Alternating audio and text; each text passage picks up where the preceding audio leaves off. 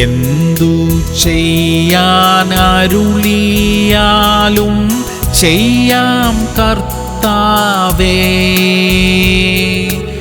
എന്തു വില നൽകിയും സുവിശേഷം അറിയിക്കാം.